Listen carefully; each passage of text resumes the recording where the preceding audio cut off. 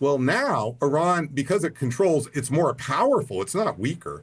It's going to want more. So it's going to want the 3% enriched uranium. And what I've been saying in the media the first week is they're going to want the oil sanctions lifted. Well, Scott Bessent just lifted the oil sanctions. So they've already got the 3.5% they're going to want. And now they already got the oil sanctions. They're going to want more. And what is that more? Probably military containment of Israel.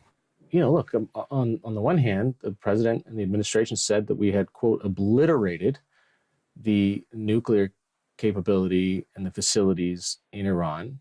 And then before this campaign, that was also in part the justification that we want to really prevent them. But I mean, that's right. So what's happening? So I've modeled the bombing of Iran for 20 years. Americans are going to bomb Fordow and Natanz because the Israelis can't do that. They don't have the air power to be able to take out Fordow.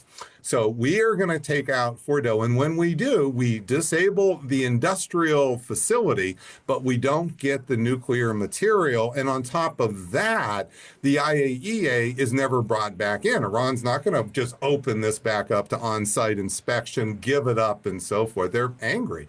And we saw that right away, even though President Trump obliterated the program, he began negotiating with Iran again. Why? Because the nuclear material.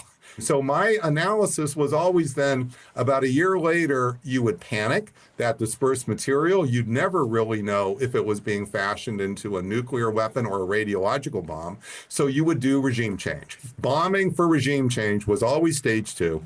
I said, this is how America will talk itself into the regime change war, which they have resisted for decades. They will first start by bombing Fordow.